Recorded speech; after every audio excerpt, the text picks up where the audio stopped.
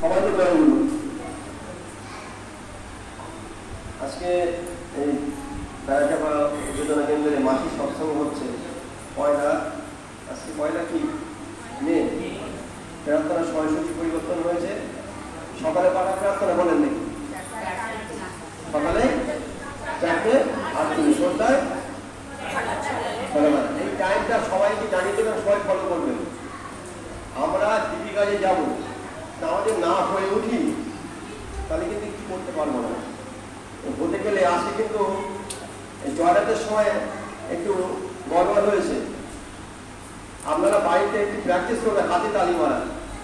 হাতে তালি কিন্তু শরীরের বিশাল উপকার। হাতে তালি মারি আমরা দেখবেন আলু পাংচারের কাজ হয় ওখানে। ঠাকু বলেছেন তালি যখন হাতে তালি হয় শরীরে অনেক রোগ ব্যাধি দূর হয়। এই ঠাকুর এটা বিজ্ঞান দিক থেকে তালি মারতে বলেছেন। আর কি হয়, মনে আনন্দ থাকে। খুব আনন্দ করে আমরা জয়রাতে গান করি নাকি? এই গান করলে আমাদের আনন্দ আসে, মনে শক্তি আসে। আর সকাল সন্ধ্যে টাইমলি প্রার্থনা করতে হবে, ঘড়ি দেখে একদম। কেন আচরণে বা ঠাকুর এই সময় নির্ধারণ করে দিলেন? খেয়াল দিতে করতে পারতাম নাকি? নির্ধারণ করার উদ্দেশ্য হচ্ছে আমরা যেন একটা পাংচুয়ালিটি মেনটেন করি, একটা আমরা নিয়মবদ্ধ হয়ে চলি। তার কারণে একটু নিয়মিত চলি, তার কথা দেখবেন আমাদের সংসারের প্রত্যেকটা কাজ, প্রত্যেকটা চলাবলা নিয়মবদ্ধ হবেই, সব গ্যারান্টি দিয়েছেন। তাই ব্রাহ্মণকে প্রার্থনা সময়সূচি করে দিয়েছেন। দেখবেন আগামী মাসে আরো একটা আগে প্রার্থনা, কারণ সূর্য যেভাবে উদয় হচ্ছে অন্ধকার চলে যাচ্ছে, যে লগ্ন সেখানে প্রার্থনায় করতে হয়। প্রভু তখন আসেন আর তারা নিষ্ঠিবিধি করে নিতে হয়। আমরা ইচ্ছা মতো খেয়াল সৃষ্টিবিধি করি না, ঘুম থেকে উঠতে পারছে না, পরে করবে, ও সময় অনেক রাত্রে শুনছে পড়বে, এগুলো একটা বাহানা। প্রভু আসবেন, তাকে ভোগ নিবেদন করবো, এর জন্য বাহানা কিসের? তা যদি একটা সময় শুনি উঠাকে নিবেদন করে দরকার পরে ঘুমোতে পারি। আমার ওই যে দেওয়া অভ্যাস করছি, টাইমে তাকে দেবই, এর থেকেই তার ভালোবাসা পাবো, তিনি আমাকে রক্ষা করবেন। খেয়াল মাত্র ধরতে গুরু হতে মানুষ হলে গরু নাকি? খেয়াল মাত্র ধরতে কিন্তু হবে না। তাই এত সময়সূচি তারা এদের কত পরিশ্রম করে বহু মানুষের সঙ্গে, বহু বড় বড় বিজ্ঞানী যারা এইসব তথ্য যারা এই নক্ষত্র, গ্রহ নক্ষত্র বিচার করে, সেসব অনেক বড় বড় ভারতবর্ষী মানুষ নিয়ে এই কিন্তু প্রার্থনা নতুন সময়সূচি অল ইন্ডিয়া বিভিন্ন স্টেটে বিভিন্নভাবে ভাগ করে দিয়েছে। আপনারা উপাসনা বই খুলে দেখবেন পিছনে প্রত্যেক স্টেশনে আলাদা প্রত্যেক স্টেটে আলাদা সময় দেওয়া আছে। ওয়েস্ট বেঙ্গল একরকম, বিহারে একরকম, উত্তরপ্রদেশ একরকম। কারণটা কি? সূর্য যেভাবে উঠছে এই নক্ষত্র গণনা বিচার করে তারা সেইভাবে সময় নির্ধারণ করে দিয়েছেন।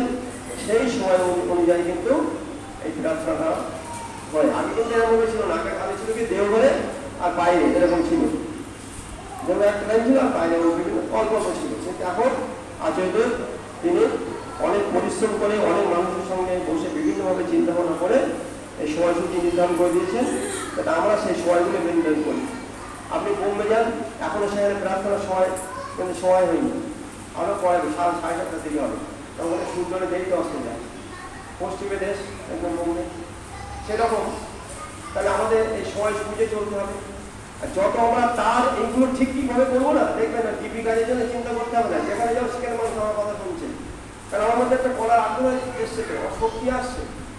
আজ এদের কি বলছেন, তুমি আরে বেগুনালার সঙ্গে জানেন বলো নাকি, রিক্সাওয়ালার সঙ্গে জানেন বলো, দেখবে যখন ইচ্ছা প্রবলভাবে আসবে তিনি রাস ছেড়ে দেবেন, কি বলতে হবে তিনি বলে দেবেন। মুখ দিয়ে অনেক অনন্তর কথাই দিয়ে যাচ্ছে। আমরা প্রত্যেক চিন্তা করে দেবেন তো, প্রথম যে দীক্ষা দিচ্ছিলেন আরো কথা বলতে পারতেন। এই যত দিন যাচ্ছে, যত ঠাকুর হয়ে উঠছেন, যত যাজন মুক্তি হয়ে উঠছেন, তখন দেখবেন আস্তে আস্তে আপনাদেরও একটা কথা বলার শক্তি বাড়ছে। মনে নানানভাবে আপনারা কথা বলতে পারছেন, মানুষ মিশতে পারছেন, মানুষ আপনার কথা শুনে তারা উপকৃত হচ্ছেন। এই টিভি কাজে যাচ্ছেন, একটি মানুষের একটি কথা শুনে চলছে, আমরা তো আনন্দ আসছে। কিন্তু হ্যাঁ, মানুষের কিছু করতে পেরেছি, এর চেয়ে বড় সেবা কিন্তু পৃথিবীতে নাই।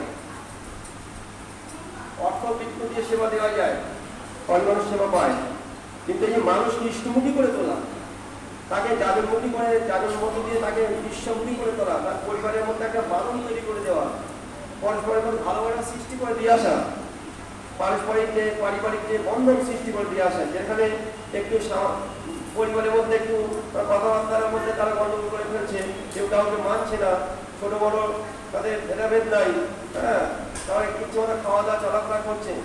আপনারা মায়েরা গিয়ে একটা হেসের মধ্যে ঢুকে যাচ্ছেন, যে সেখানে তাদের সঙ্গে মিশে কীভাবে রান্নাবান্না করবে, কীভাবে ঠাকুরঘর গোছাবে, কীভাবে ছেলে মেয়ের সাথে কথা বলবে, স্বামীর সঙ্গে কীভাবে কথা বলবে, পাড়া প্রতির সঙ্গে কীভাবে মিশবে, সব গুছিয়ে বলে দিচ্ছেন। কারণ আপনারা জেনেছেন সবাই, এই দীর্ঘদিন সৎসঙ্গ করে করে আলোচনা করে করে শিখেছেন।